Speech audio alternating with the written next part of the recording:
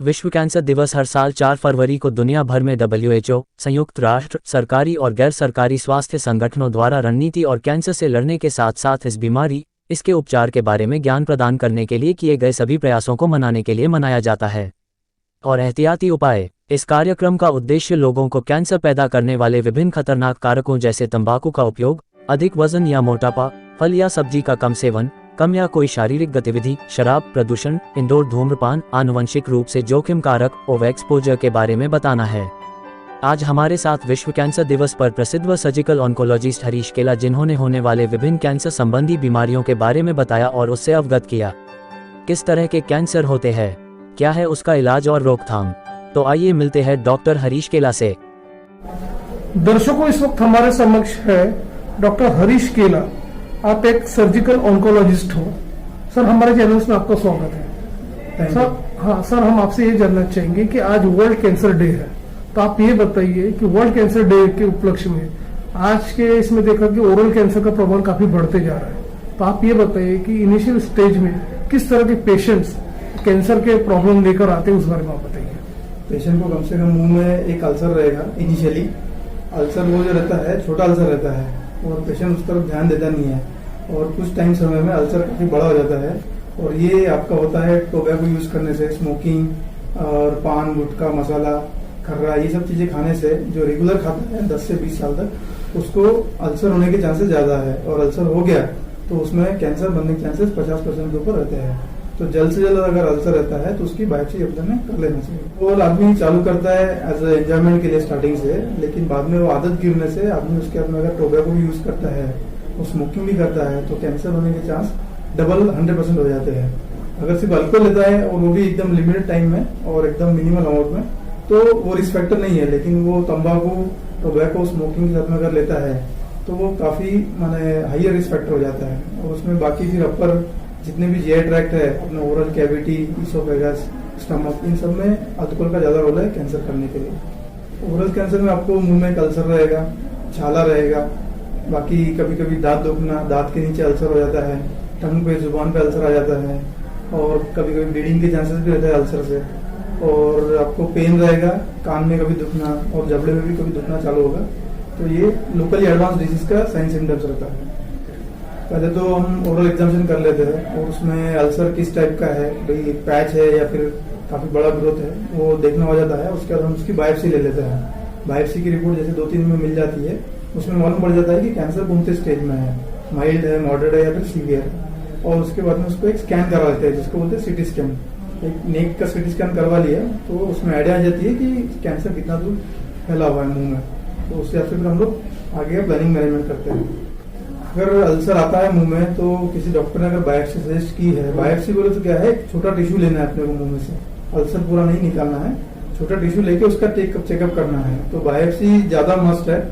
अगर किसी भी कैंसर को डायग्नोस करना है तो उसके लिए घबराना नहीं चाहिए, फॉरवर्ड आके पहले बायोप्सी करवा देना चाहिए। अगर इस टाइप का अगर मुंह में कोई अल्सर है, उसको छुपाने से वो बढ़ने के चांसेस ज्यादा रहते हैं।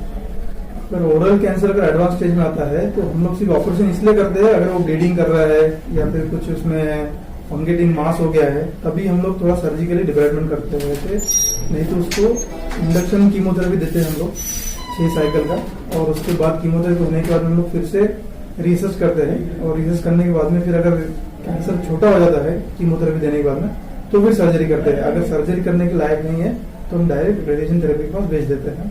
ओरल कैंसर सबसे ज्यादा स्प्रेड होता है आजू बाजू अपने जो नेक नोड्स रहते हैं उसके अंदर और लंग में। ये 2 जगह है जहाँ पे ओरल कैंसर के चांसेस ज्यादा रहते हैं स्प्रेड होने के। स्टेज 1, स्टेज 2 में अगर आदमी ट्रीटमेंट कर लेता है तो उसके सर्वाइव के होने के चांसेस ज्यादा बढ़ जाते हैं। स्टेज 3 और स्टेज 4 में अगर थोड़ा भी लेट करता है आदमी तो मेटास्टेसिस है लंग में स्प्रेड होने का, बाकी नेक नोड में स्प्रेड होने का चांस ज्यादा रहता है। जैसे ओरल कैंसर का अगर हम सर्जरी कर लेते हैं तो पोस्ट ऑपरेटिवली हम लोग जो है उसको फीडिंग देते हैं राइट ट्यूब से, तो कम से कम 1 महीना फीडिंग देते हैं। और उसी के चलते चलते हम लोग रेडिएशन थेरेपी भी दे देते हैं, ताकि जिसके कारण अगर कोई रिस्क फैक्टर है, नोड पॉजिटिव आ गया है, ट्यूमर का साइज बढ़ा हुआ है, तो हम लोग सर्जरी के बाद में उसको रेडिएशन थेरेपी देते हैं और साथ साथ में उनको राइट ट्यूब फीडिंग भी कराते हैं, जिसके कारण उसका न्यूट्रिशन हैम्पर नहीं होना चाहिए। कीमोथेरेपी सभी ड्रग में बाल नहीं जाते हैं, कुछ ड्रग्स ही है जिसमें एलोपेशिया हो जाता है पेशेंट को, बट कीमोथेरेपी एक कैंसर ट्रीटमेंट का पार्ट है। तो बाल अगर जाते भी है तो उससे घबराना नहीं चाहिए। क्योंकि कीमोथेरेपी ट्रीटमेंट मैनेजमेंट में आता है पहले प्लान, और कीमोथेरेपी खत्म होने के बाद में आपको सर्जरी और रेडिएशन थेरेपी आपको लेना होता है। तो बाल जाना या फिर डायरिया होना या कुछ साइड इफेक्ट जैसे होते हैं एलर्जी वाले, उसके लिए घबराने की जरूरत नहीं है, क्योंकि उसके लिए भी आजकल ट्रीटमेंट आ गई है। ओरल कैंसर में सबसे ज्यादा हम लोग जैसे सर्जरी करने के बाद में हम लोग फ्लैप लगाते हैं, हम लोग पीएमसी फ्लैप हो गया और फ्री फ्लैप हो गया, ये दोनों चीजें लगाते हैं। तो पोस्ट ऑप केयर में हमको वुंड का केयर करना है, ओरल कैविटी क्लीन रखना है, उसके बाद में हायर एंटीबायोटिक्स देके रखना है 3 से 5 दिन। और पेशेंट सबसे इम्पोर्टेंट है पेशेंट का न्यूट्रिशन अगर अच्छा रहता है तो पेशेंट का चांसेस ज्यादा अच्छे रहते हैं वुंड हीलिंग के। और पोस्ट ऑप में कम से कम 7 दिन तक केयर करना होता है उसकी मिनिमम। बाद में फिर जब से ओरल फीडिंग चालू हो जाती है तो एज ए न्यूट्रिशन इंप्रूव होगा तो पेशेंट का हीलिंग अच्छा होगा। जितने भी यंग पीपल है या फिर जो भी एल्डरली है, इन्होंने टोबैको, स्मोकिंग और बाकी जो भी पदार्थ है जिसमें तंबाकू आता है, खर्रा हो गया, गुटखा हो गया या फिर सुपारी, पान सुपारी, मसाला हो गया, ये कुछ खाना नहीं है। अगर खाते भी है तो उसको तुरंत छोड़ देना चाहिए। और 3 मंथली कम से कम चेकअप करना चाहिए ओरल कैविटी का। और जिसके दांतों में कुछ प्रॉब्लम है, जिसमें स्टेनिंग हुआ है, दांत क्लीन कर लेना चाहिए और डेंटिस्ट के पास में जाकर अपना ईयरली और 6 मंथली चेकअप कराते रहिए रेगुलरली। अगर इनिशियल स्टेज में कोई अल्सर मालूम पड़ जाता है तो उसको इमीडिएट ट्रीटमेंट करके जैसे बायोप्सी करके उसका निदान कर लेना चाहिए कि ये कैंसर है कि नॉर्मल ही है।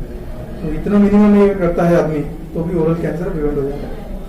सबसे मेन बात तो अपनी लाइफस्टाइल जो चेंज करिए, मॉर्निंग एक्सरसाइज करना, योगा करना, उसके बाद में खान पान जो है आपका उसमें जितना भी फास्ट फूड है उसको अवॉइड करना चाहिए, हेल्दी डाइट लीजिए। और जितने भी रिस्क फैक्टर जैसे स्मोकिंग हो गया, अल्कोहल हो गया, बाकी आपका टोबैको और पान मसाला, गुटखा, जो खर्रा जो भी खाते हैं उसको बंद करिए।